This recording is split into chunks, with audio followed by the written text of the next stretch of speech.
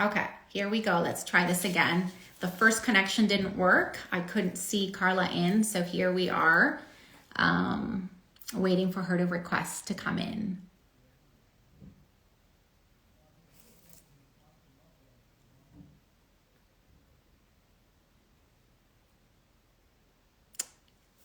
So here we are. I'm waiting for Carla to request first, and then we will let in our guest. So we'll just hold on for a minute. Super excited to be here and have this discussion and hear more about our expert, Dr. Monica Vermani, who is someone we met a couple of years ago at an event, and we've just stayed friends. It was like a instant connection. So here we are. I'm waiting for Carla. Here we go. Okay, let's see. Hopefully this.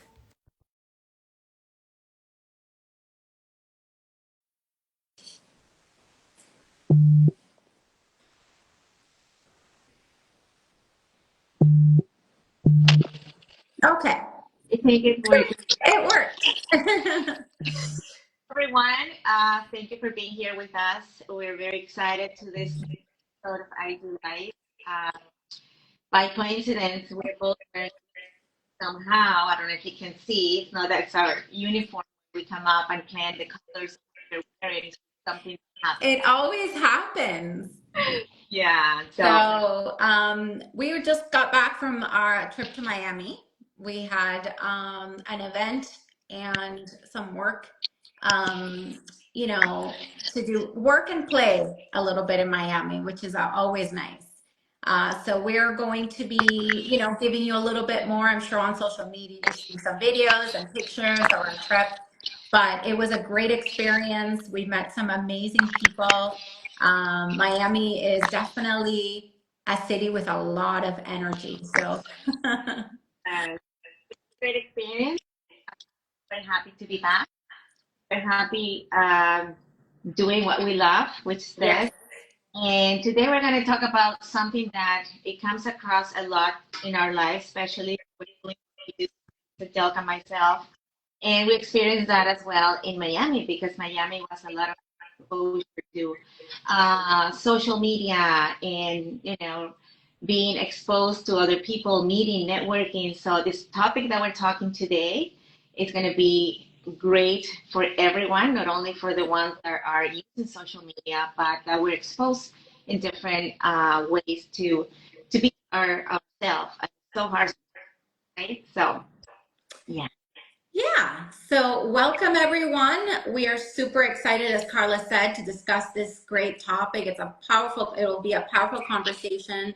Our guest tonight is Dr. Monica Vermani, who is um, an amazing person that we met a couple of years ago. Like I was saying, it was like love at first sight. We met. It was like, do we know each other? And we've just stayed friends and connected. And she is an expert, and we're going to be able to talk to her a little bit more about this topic. We're going to give her the stage to really discuss this topic, which I think we all struggle with, because not only with the external exposure and expectations of society, what we see on social media, always seeing other people's lives and seeing, wow, like what are they doing? And maybe, but really authenticity, when we think about it, it's not just about how real we are with other people, but it's really truly how real we are with ourselves. So I think this is a topic that is going to be a great conversation, and I'm going to let Dr. Monica in while Carla gives you a little bit more background on her. So the other thing, we're going to dive deep in the power of authenticity in all areas, in our social media, public speaking, relationships, work, and even those quiet moments when sometimes we wake up at night and our brains are like taking us everywhere, and so it really it affects us in different ways. And there is our beautiful Dr. Monica. Monica, Hi. in Hi. thank you for being here Hi. with us. So we couldn't think of a better person than you our dear guest, Dr. Monica Vermani. She is one of Canada's most respected clinical psychologists, a TED Talk speaker, and the author of the Deeper Wellness, a book, and also a program that you put together. She comes with expertise in trauma, anxiety, self-doubt, and personal development. Dr. Vermani worked with first responders, military personnel, and professionals navigating high.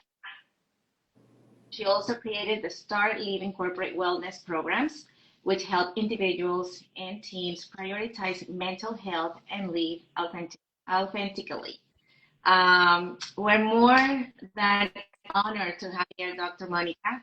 And I am truly grateful to be here. waiting for this topic, which is an amazing topic. It's going to be an eye-opening, empowering, and full of practical takeaways for sure for everyone. Before we start, we want to actually ask one question to the audience, which is so they can think about it while you're speaking and telling, all your professional knowledge, information, tips about the topic. But it's where in your life do you feel like you are not going to ask your true self? A lot of us go through life not being authentic, and that's a big issue that we're facing every time more. So, welcome, Dr. Monica, and thank you for being Thank you for having me. Both of you are lovely ladies and you're doing fantastic work. And you know what? Knowledge is power. And the only way to be a higher, better version of ourselves is by educating ourselves. And so it's important for each and every one of us to have a personal responsibility to learn that, the purpose of life is to be a higher, better version of you. And that comes down to you filling the gaps of where you are missing out authenticity. That word is a popular word, but I don't think fully people understand the grasp of, what authenticity is. And you're right. You have a beautiful question to start the session with, which is what areas of your life are you not feeling like you fully show up in? And that's what happens is a lot of people, my last session just before this, just was talking about how I'm okay at work, but why can't I do it with my dating life? And many of us struggle where in some places we can feel authentic and genuine, and others we put on a mask. We all fight this battlefield on the inside between our true self, which is that authentic self, where we don't have a filter, we feel confident, we feel like our highest and best versions of ourselves, and we fight with the expected self, what we think people expect of us. And that battlefield is where sometimes we wobble between truly being ourselves and then sometimes getting in our head and overthinking it, becoming a mask or a version of ourselves behind a bunch of fear, self-doubt, not feeling good enough, not feeling smart enough. And it is your inner world creating your outer world. Each and every one of us have had experiences where we see speakers on stage and we can feel the authenticity of someone who is truly connected. And then we see some people trying too hard. You can feel the energy difference. You can feel that they're operating either from a mindset or from a true connection and a place where they are in their authentic truth. Each and every one of us know what that experience feels like. And in some areas, we are out of our head and truly trusting and no filters. We are our best version of ourselves. And in others, we struggle with bringing down the filters. We struggle with bringing down those walls to just truly trust and believe and surrender in our highest and best versions of ourselves.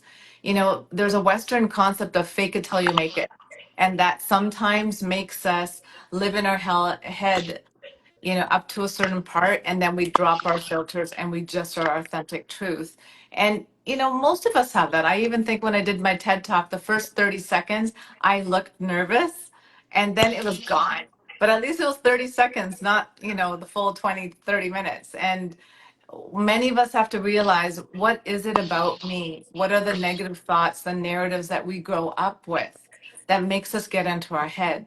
Anybody with children can tell you, when you're born, you're in a beautiful state of light, authenticity, joy. You see kids looking in the mirror with awe, never seeing themselves as with that scrutinizing voice of I'm ugly or I'm fat or I'm not good enough. They are in a state of presence in that moment with full connection. And then as we're growing, we start attaching ourselves to I'm not good enough, I'm not smart enough. We attach ourselves to failures and what that means to us, or comparison to our siblings, comparison to others, or getting on social media and wondering what other people's lives are. We start getting into a place of attaching ourselves to labels and thoughts that don't always serve our highest and best version of ourselves. And that makes us less authentic. That makes us feel like we have to be someone in order to receive love.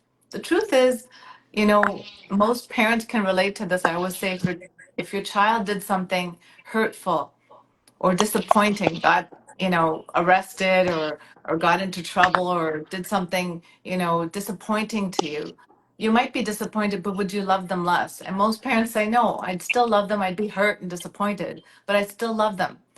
It's funny how we can unconditionally love our children, but we have a very hard time unconditionally loving ourselves. We place conditions on ourselves. I'm worthy of love if, my parents approve of my behavior. I'm worthy of love if society loves me and people like me. I'm worthy of love if I accomplish, if I make money, if I dress well, if I have a date, if I marry the one, if I have children, if I'm moral. We place all these conditions, but they're bottomless buckets.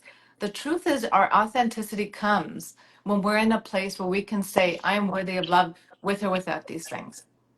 Those buckets that we try to fill every day put a lot of pressure on yourself to move away from the present moment and constantly overthink. That takes you away from authentic living and being. And secondly, it just makes you miss out on life. There is a freedom and a joy to know I'm worthy of love if my parents approve of my behavior, and if they're disappointed, I'm still worthy of love. If I lose a couple of friends, I'm still worthy of love. If I lose my job, I'm still worthy of love. Don't get me wrong, it's okay to have everything, but it's not okay to get your value from it. And when we determine our value from things, we get into a place of unauthenticity. We get into a place where we put standards and conditions that I'm only good enough if I have A, B, and C in my life. And that's where social media feeds off of our fears and anxieties that I'm not enough unless I have A, B, and C in my life. You are worthy of love just the way you are. You are amazing. You are accomplished. You are just like everybody else. You're human and you're perfect and a work in progress. The work in progress is what we're doing right now. We're learning how to be a better, higher version of ourselves, which we can't do in isolation. We do amongst community and society. I think You know, I I wanted to mention, like, I'm going to use myself as an example. Maybe I'll have a session with you, Dr. Monica, right now, because this is a topic that is a big one for me in terms of, like, I am a very in-person kind of person. So, like, with my friends and family, the people that I connect with, I can be my true self. I have no fear. But I do struggle a bit with social media. I'm a very private person. So, like, let's speak to that person who's, like, very private and does not feel comfortable being in the limelight, like you Yeah. going and speaking, being a speaker, being online, doing videos and all of that. Like, I'm not that person, right? My job has pushed me to that outside my comfort zone Yep. because I've had no, like, this is a part of my job now, right? Um, Carla, on the other hand, is much more, something that comes easier for her, right? So for someone like me, who is, like, more private, less, like, likely to want to be on camera, like, what are, like, practical things that they can do to sort of go outside that comfort zone and, like, feel like they can be themselves on camera and be themselves in front of people? And So does it get let's, easier? yeah, let's go backwards for a couple of seconds, because what you said is beautiful of this is who I am. No, this is who you've chosen to become. And so once upon a time, dear old Monica here was a quiet, shy, passive girl who didn't speak up, didn't advocate, didn't do talks in front of the world. But I knew one thing as a little kid, I didn't like that girl fully and completely. I wanted her to be more. And so when I saw speakers or I saw professors who were doing these amazing talks out there, I was like, I want to be like her. And Mm. life is about comparison, but comparison for your own growth. I always say you're born alone, taking your first breath in alone, and you die alone, taking your last breath out alone. The journey is an individual journey amongst this collective, amongst the society, amongst the family, friends, and everything else. But the journey is an individual one.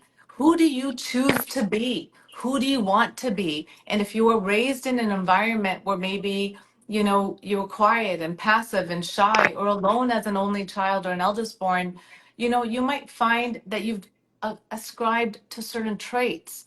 But those traits are just coming from the habitat or the environment you're in. And then there's got to be your authentic self of like, who did I choose to be next? So the quiet girl who was, my brother's 10 years younger than me.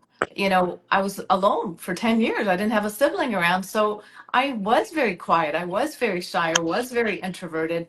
But at some point when I saw women or speakers, wow these stages and heal people, or I had mentors and colleagues that were doing things where they were teaching with this passion, I look at them and I was like, oh my gosh, I would love to learn those skills. I would love to be it.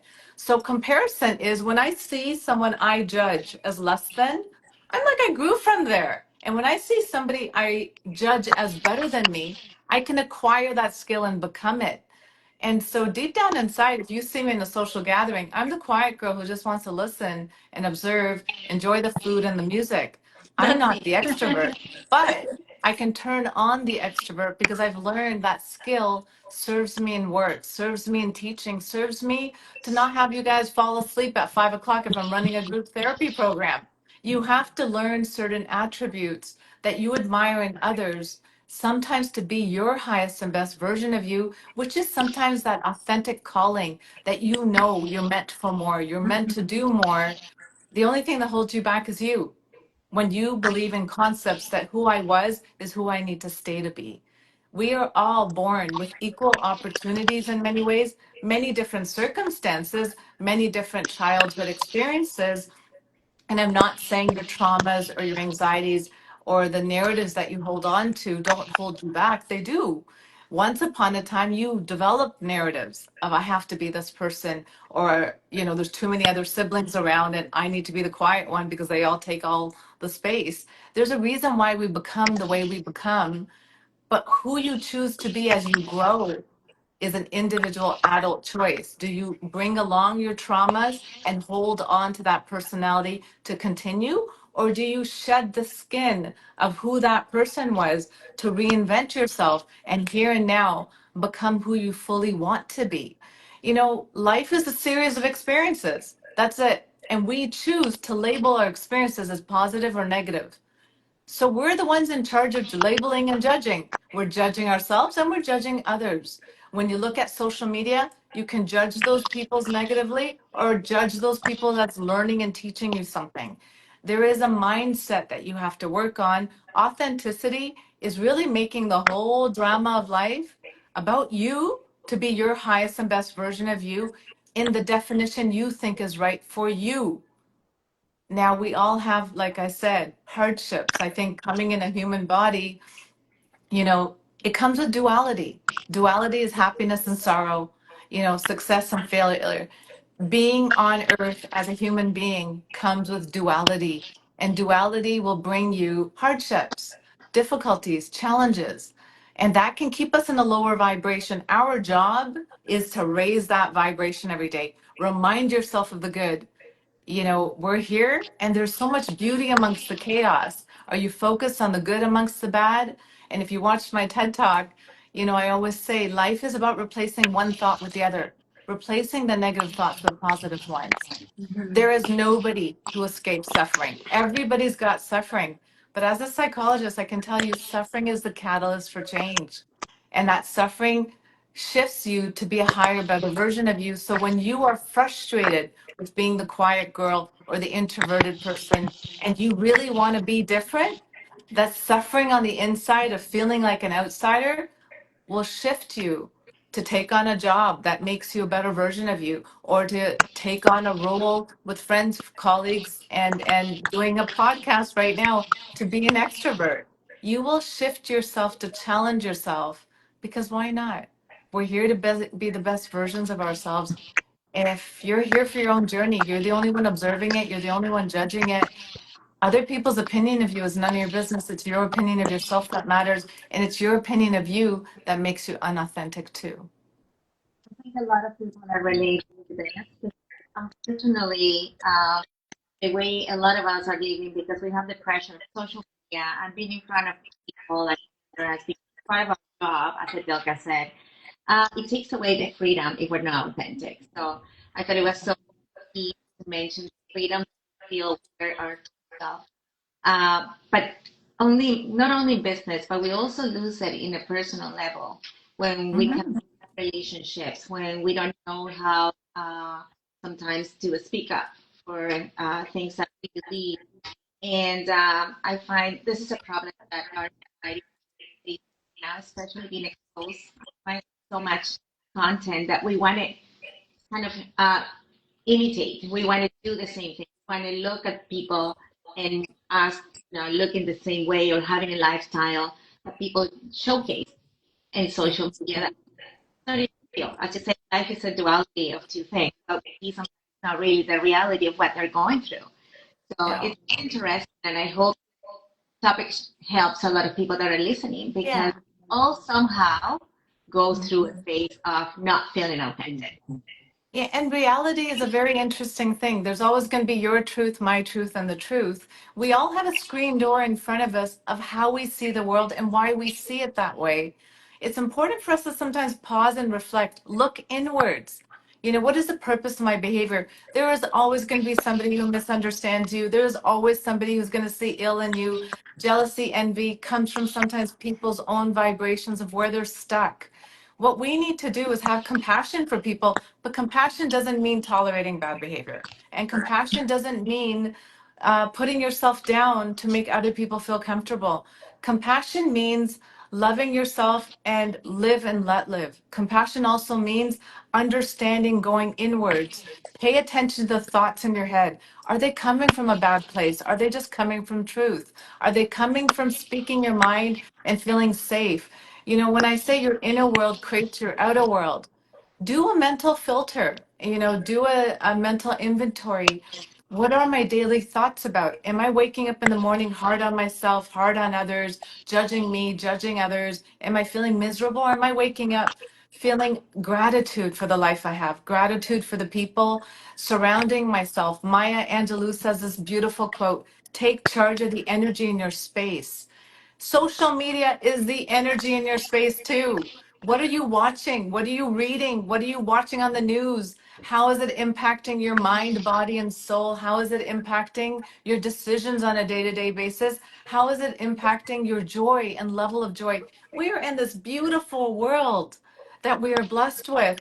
And when an exercise I do for myself is I celebrate me every day. I'm my greatest fan. I remember a guy saying that once. He goes, "You're your greatest fan." I'm like, "Good. That way I'm not looking for you to tap me on the shoulder and say, 'Good for you.'"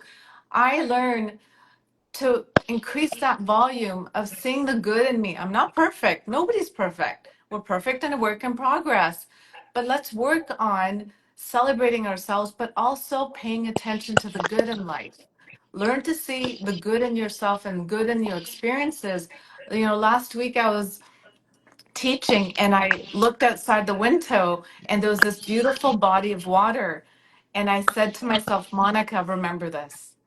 Because remembering that vast water and that beauty and joy on a day that I'm challenged with maybe, seeing snow or seeing a bad day or a cloudy day or feeling tired, I want to tune into that beauty amongst the days that I'm not feeling that great.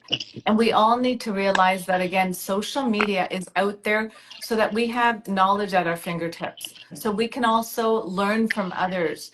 But are you using it to poop on yourself and say you're not good enough? Are you learning from social media how I can be a better version of me? That is a choice. Instead of saying I need to do this or I need to do that, I choose to do this.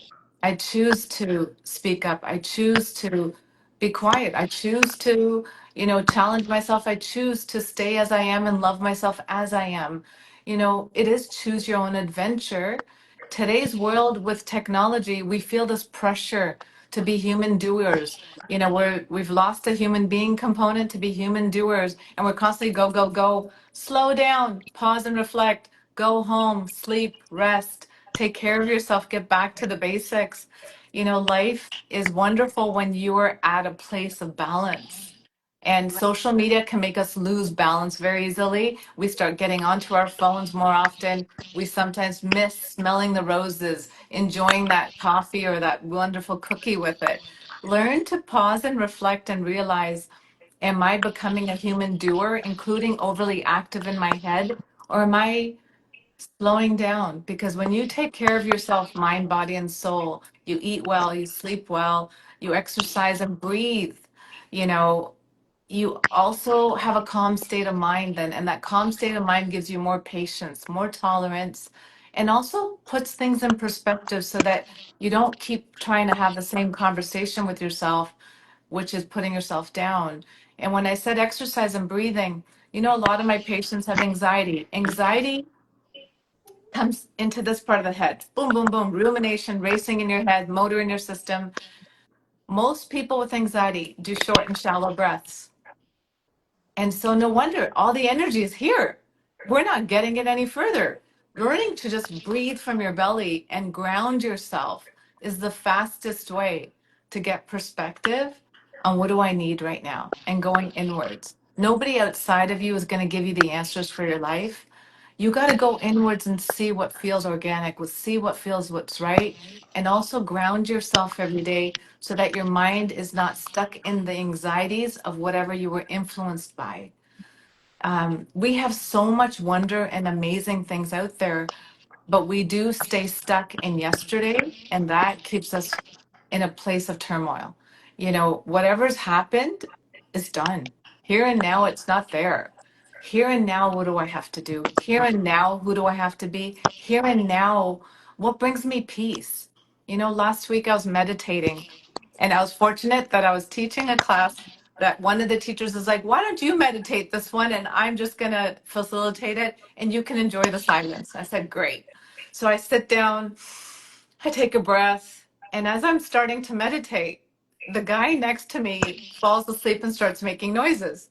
And I look over and I wanted to check up on him. He was an older gentleman, but I was like, no, you know, that's his journey. Like, let him be. It's okay, Monica. Focus on you. And then 2 seats away, there was a woman coughing away, another elderly woman, and she couldn't stop coughing. And I couldn't settle in my silence.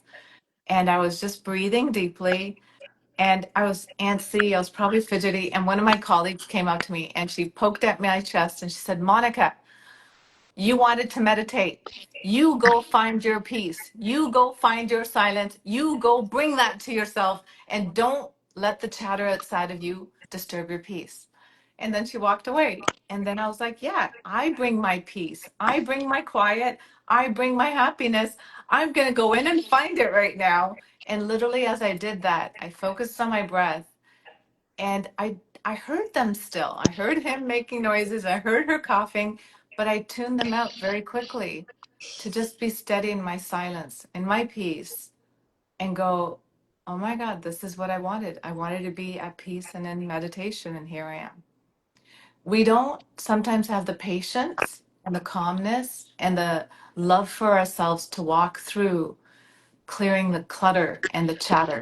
And some of the chatter is on social media today. It's important for us to start really recognizing, do I spend time to go inwards and really find my own peace, find my own joy, find my own happiness, find my own explanations? And one reason why we bring yesterday into today is we want to know why. And we got to drop the why. We got to let go of the why. And we have to be in a place of here and now, all is well. Here Yeah, and now, all is well. it has to do a lot about we want to control everything. I find sometimes, we want to control everything and so, and so full of information, as you said, a matter of choosing what we see, what we intake, what we watch. Yeah. But I find right now for parents, let's say young children, that they're always computers, always, with phone in their hands.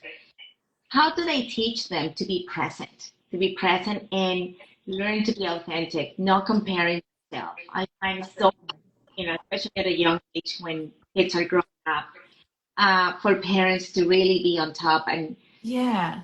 I uh, like that question. You know, authenticity is tied to meditation. And what meditation really is doing one thing with complete presence. So we all meditate, whether you realize it or not. Think about the times that you lose the concept of time and space. You were meditating there. You were doing one thing with complete presence. When you are in that state of doing one thing with complete presence, you lose the concept of time and space and you feel really good. You're like, oh my God, 4 hours went by. How did that happen? What's happening is you are so present, engaged with all your senses, sight, hearing, taste, all of that, that you are not thinking about it. You are just experiencing, doing, and being. And when we're on our phone, it's sometimes, you could be really tapped into listening to a podcast and just being present with it, or, eating a piece of chocolate and not doing anything else. When we're multitasking, we're not often doing anything with complete presence. So it's nice for us to pause and reflect on life. Like, am I spending majority of my day doing more than one thing and not being present for anything? Or am I choosing once in a while to do one thing with complete presence? People who physically exercise, one reason why you feel great, you can't do more than one thing when you're exercising, right? You're so huffing and puffing, completely connected to your senses, that it forces you in the moment. And think about even other things like recreational sports, soccer, golf, whatever. You're focused on one thing with complete presence. And that's why you feel great after a game, because you were just following that ball on the field the whole time, or you're following, a video game with complete presence to just the video game, nothing more. You weren't multitasking. So learn to start training yourself. Being healthy is a full-time job. I'm not going to say it comes easy. We all need to choose healthy habits to raise our vibration, to be in our highest and best self. Some of that comes from silence. Some of that comes from a place of choosing to shut off that phone 2 hours before bedtime, choosing to put a cover on your phone so that you can put it in a basket when you walk in, have dinner without a phone. I go to restaurants and you see sometimes all family members on their phone, and it's so sad that you can't fully enjoy the taste of your food. You're distracting yourself from watching something and being distracted by people in the room.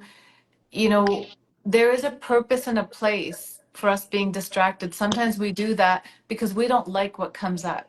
So if you're somebody who finds traumas, anxieties, and your mind um, is a devil's playground. They say an empty mind is a devil's playground. Well, if you really feel that for yourself, maybe it's time to get therapy, or it's time to work on the content that you circulate with. But if you really are at peace with your past, if you're really in a good state, you will find more and more. The silence is blissful, because the silence reminds you of those beautiful moments, or makes you imagine a future. Future is imagination. You can imagine it to be as beautiful as you like when you're not dragging yesterday into today. I love what you're saying because, when I think of authenticity, or at least my experience with getting closer to that person and who I really truly am, and it's not about, it's like who you are, body, mind, and spirit, that's really what it comes down to. Because it's, yeah, your personality is one thing, but like, in your body, do you feel comfortable being that person?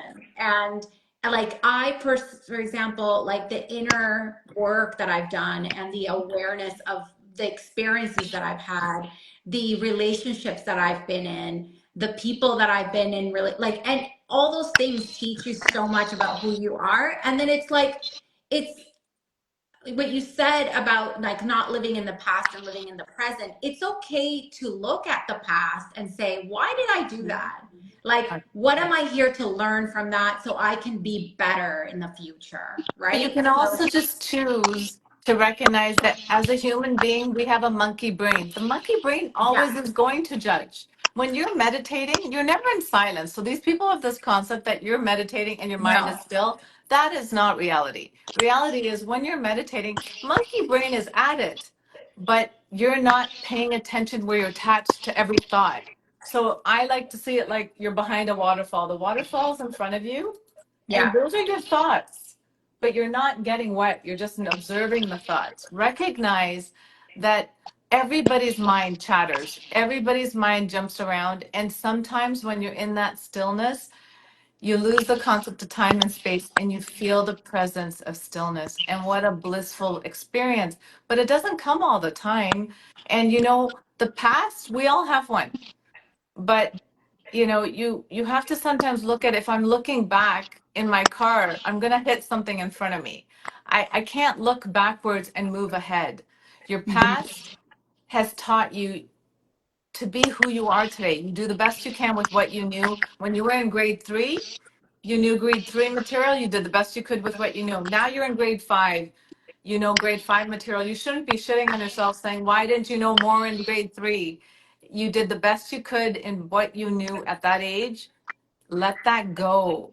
And in grade 5, be the best you can with what you know. And when you keep transitioning, just try to be a better version of you. Your past shapes you, is a catalyst for change to make you this remarkable, resilient, amazing person that you have gone through hardships and learned from and tailored yourself and teach others from.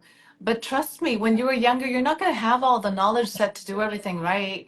Learning to forgive yourself is a process of learning to let yesterday be and try here and now to be a better version of you. Be a better version of you. Forgiving you shouldn't be a choice, it should be a given. And secondly, our future, like I said, is imagination. You can imagine it to be as wonderful as you like. Why are you imagining worst case scenarios? That is a choice. And that is sometimes driven by anxiety, self doubt. Anxiety is fear, fear that I can't handle what's going to show up next.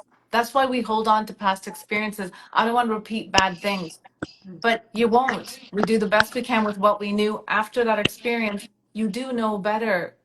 Trust that you will remember what you need to be a better version of you. And if you don't have the tools, bring in resources. You are not alone. You are born alone and die alone, individual journey, but you're born in this collective. There are resources, there are teachers, there are therapists, there are parents, there are grandparents, there's wise friends, there's wise colleagues. There's so many people that we can derive information to bring that light back in when you feel dark and you feel alone and you feel not good enough. And that not good enough is just a concept. Here and now, you have done remarkable things to make you resilient. Your mind's allowed to go to yesterday like a story, but it shouldn't be eliciting emotion. If it still elicits emotion, that means you have unfinished business. You're allowed to talk about your story to show you the growth of how far you've come. And Yeah. then tomorrow, how far do you want to take it? Show me how good it can get. Show me how good it can get by me learning what skills do I need to be that person that I admire others, what position they're in. How do I acquire that skill and become it? We can be whoever we want if you really want it. The goal is about you being focused enough in your silence to truly know, what do I want? Our social media is remarkable to show you where you've come from, because we judge negative, and where you want to go. Bridge the gap. That's what I do in therapy. I always have this metaphor. I always say, if I had a magic wand and I can take away your problems, where do you want to see life go? The goal is to take it from where you are to where you want to go. The gap here are symptoms: anxiety, depression, physical symptoms, negative thoughts, negative behaviors. The goal is always bridging the gap by alleviating symptoms to get you from where you are to where you want to go. Every morning, when you have gratitude of where you are, you can clearly see where you want to go.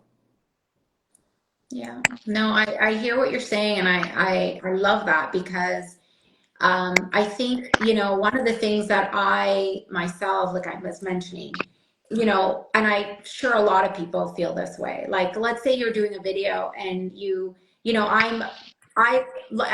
my work and what I do is interiors. It's aesthetic, is beautiful.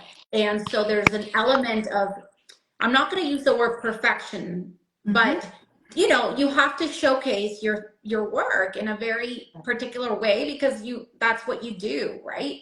And so a little bit of that, I think a lot of people have this thing that everything needs to be perfect. And this is where we lose our authenticity because we're not perfect, as you said earlier, right?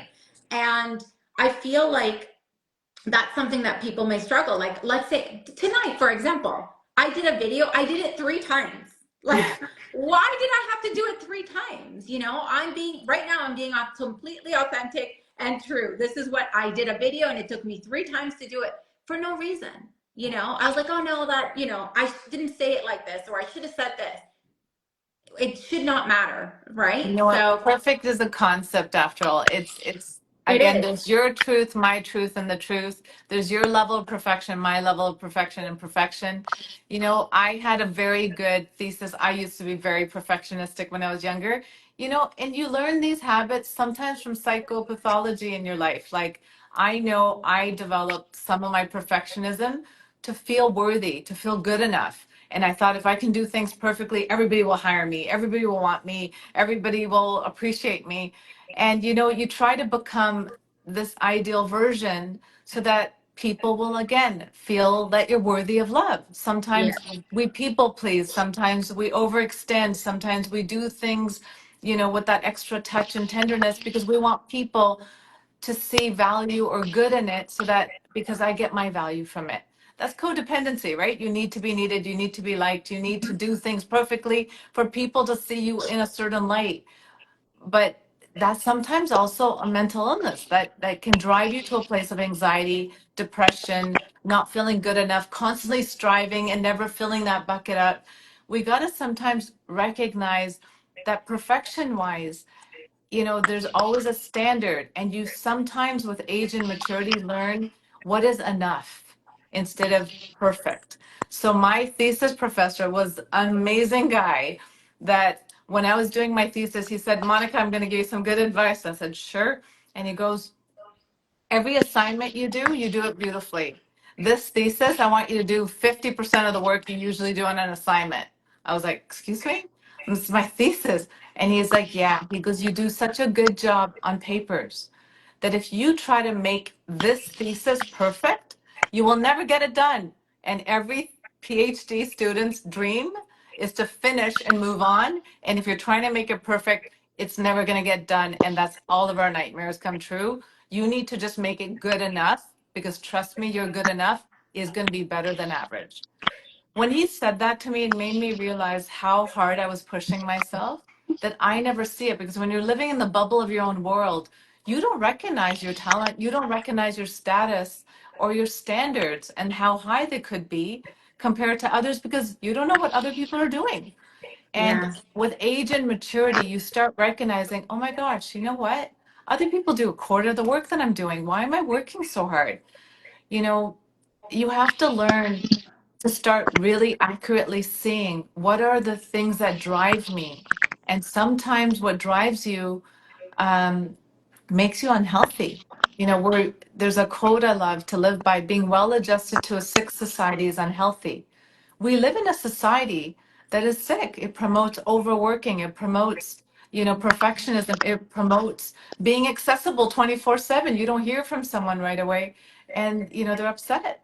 So it's important for us to start getting to a place of what is real and what is healthy for me versus what is perfect.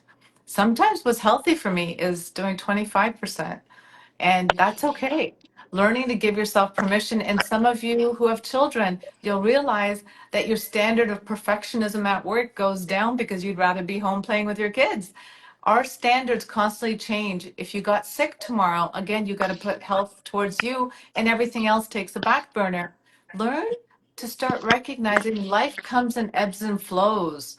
And perfectionism, you can have pride in the person who likes to wrap gifts with attention or to do things with perfectionism. But with or without that, I'm good enough. Learn to love yourself with the imperfections. I sometimes muffle up words. And when I was doing a video series for my master class, it was funny. I would muffle up words. And I was like, it's okay, they got the word. And that's the key. When I Yeah. do my social media, I do it once and I'm done because it's in between patients. But the reason why I don't re-record it is one, I don't have the time. But two, my mess ups don't ruin the content. The content is what I'm doing it for. So the content is what matters. What I look like, if I muffled a word, if you got the message out of that muffled word, it's good enough. And so learning to be fun and humble and playful with yourself and realize that the only person who's really judging you, giving It's you that me. gold star or not, is you. And why are you Exactly. so damn hard on yourself when life is about play, fun, joy, health and balance? And balance is something we learn because we're in such a sick society that it's always off balance. And, an acupuncturist once said to me, 8 hours work, 8 hours play, 8 hours sleep. I was like, who lives by that? And most of us don't look at this time when we're working right now. But if there's play and joy in it and there's authenticity, time flies, we feel great, and even the mess ups come with this level of it doesn't matter. When you're on a football field or something and you're really present, you don't even notice your mess ups. It's when we're in that intellectual mind, which is ego.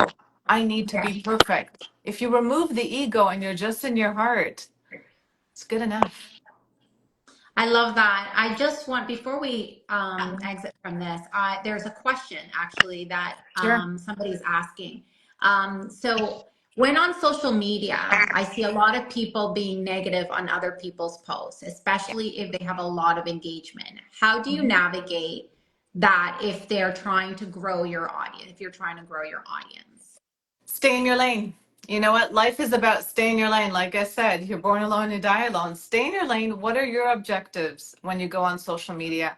There's always going to be someone who loves you and always someone who's not going to love you. I sometimes think we need to really recognize that everybody's at a different level of consciousness. We all might have, light inside us and good inside us in different areas, but we also have traits that we're working through. So some people are at a lower vibration, some are at a higher vibration, lower consciousness, higher consciousness. The people who are critical, they're not only critical of others, they're critical of themselves. What we do to others, we do to ourselves. So when you're criticizing others, you're also criticizing yourself. And so recognize a little bit that, again, those people, you don't have to internalize them. You just have to have compassion for people's journey. They're at the level that they're at. Stay focused on the messages that lift you. I remember once when I had a bad message when I first started social media, because I've always been working in correctional facilities and hospitals. I've always been the girl in the back in the office doing the work. When I first started getting out, I was a shy girl. I didn't want to be on camera. But I remember getting a negative comment by somebody I didn't even know. And I was thinking, why would this person write this? Drop the why, let go of the why, because you're not going to understand and you don't need to. What you need to realize is the message I put out there was not for people who are going to be negative about it. The message out there was for the people who are going to benefit from it. Anytime you put anything out there, whether it's a piece of art, it's a comment, it's mental health material, you go and show up with your best intention and don't focus on the chatter around you. You bring your piece.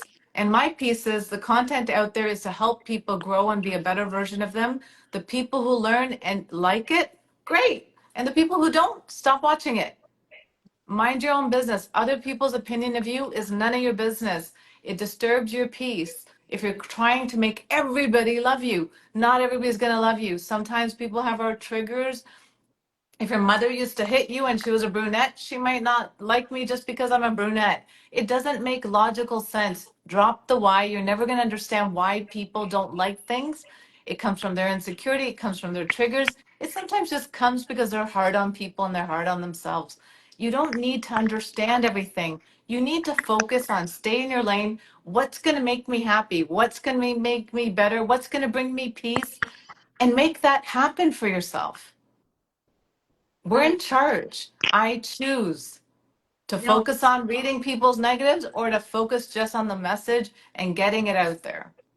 I think a lot of people that are, you know, they need to be exposed. They're so scared of judgment. So you said something very key in the conversation, which is being open and fun and youthful and playful. Sometimes when we adopt that type of, traits in our personalities, it helps us to feel a little more comfortable. So I think that comes down also to the syndrome of the imposter syndrome. And a lot of people that are very successful, that are very knowledgeable, very sure what they do in their job, they still have that, and Oh it yeah. makes them feel that they're not capable. Yeah. Um, why is that? Something that happens so often to people that are really built so solid and they have so much to give. How can Okay, they come?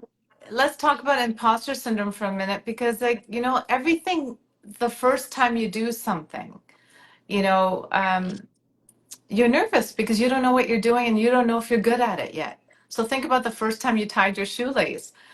It took focus and concentration and you had to do it over and over. And now you can close your eyes and do it. So it's the repetition that builds the confidence or the strength. The more I exercise this muscle, the bigger it gets. What we have to understand is that's life. Like, I've never done social media before, then guess what? It's going to be a nervous imposter syndrome new experience that is going to bring out a little bit of healthy anxiety of, like, I don't know what I'm doing here. But when I'm doing it every day, I've become a lean, mean social machine, right? We all get better with practice, whether it's language, whether it's work, whether it's a new workplace, whether it's social media, or it's speaking in front of public or not. Just realize that the fabric of life, like in the beginning of your life when you're younger, is time to live. And the second half of your life is time left to live. Time to live is very nervous for a lot of people, and a lot of people on social media are young people that haven't done a lot of new things. There is supposed to be a nervousness, it's supposed to be of I think I know what I'm doing, but I don't believe in it yet. Once you have the practice, you'll believe in your skill set too. And people told me that, and I remember being nervous about things. But the second half of life, you've been there, done that so many times that there is a confidence that comes out of you just from the repetition of life. That's why when you're older and older, there's a sense of knowing who you are now. But when you were younger, there's an imposter of, like, I don't know who I am. I don't know who I'm becoming. I don't know who I need to be. But with life and experience, I think it's about us trusting and surrendering to the process that life only gives you what you can handle. You know what I've realized? Doesn't matter if I've handled it well or not. And many times I don't handle things well, but life only gives me what I can handle. I've handled it even if it wasn't with dignity in class, but as I keep doing it, I get better and better at it. And Love. learning to just trust yourself. That's another reason why I tell people you got to go inward, put your hand on your belly, breathe every day, ground yourself. Make sure you're not just living here every day, because if you're living here, you're doing short and shallow breaths. If you bring yourself to that groundedness, you can go inwards and listen to your truth, and your truth oftentimes will remind you of how much you've come through. You know what the purpose of the past is? To show you how resilient and how far you've come from all the traumas, all the anxieties, all the hurts, all the disappointments by yourself and disappointments by others. We're all living a very similar life, but we compare ourselves thinking like other people have it better than us. It doesn't matter what life you live, you have good days and bad days. You're married, you have good days, bad days. You're single, you have good days, bad days. You have children, you have good days, bad days. You don't have children, you have good days, bad days. The fabric of life comes with duality. Remind yourself, how do I focus on the good amongst the chaos? Right? Lotus flowers are beautiful. It's a beautiful flower and is born in swamp water. All of us have our swamp water. We need to see the beauty in us every day, regardless of the world and the environment and the politics and all the crap that sometimes drags us down. Don't forget the beauty you possess amongst that chaos. That's I such think this such a good way to, end this conversation. I think we could stay here and talk for a really long time. Time flew. Um, can actually people can get your book. I just want You can get my book on Amazon. It's in on Audible as well, and you can get it on my website, drmonicavermani.com. The book is a great reminder to work through mood, anxiety, and traumas. And the book teaches one big thing that I'll leave off with, which is don't give from an empty well, give from your overflow. And if you don't take care of your resources, we all have a finite amount of resources. If you don't take care of yourself, you ain't going to be able to take care of others well. Remember that when you're in pain, you spill over onto others, your family, your society, your workplaces, the world. And when you're in a place of health and you take care of you, there's also a ripple effect. You want a better world? Start with you. That book is all about going inwards, finding that silence, working through the insecurities, and taking charge of the energy in your space, starting with you. Thank you so Thank much. you so Thank much. you. Such a Thank great you. topic and having you here. Honestly, I'm just taking in all the work and I what love it. this is going to Thank you help. both for having me. I appreciate it greatly. And I appreciate the audience that took out time at this time to come together. You know, my website has a lot of free resources, articles, podcasts. Feel free to watch it. I'm on Instagram and Facebook and all those other things too. Little tidbits because we all need reminders to, again, keep that vibration high and be our highest and best version of us. We still are going to have low days. We just need something to pull ourselves out sometimes. So now you know if you have Thank you. everything, help us. Thank you so much. Sounds good. Thank you Thank too. you. Thank you very much. Have a good night. Bye. Bye. Bye bye.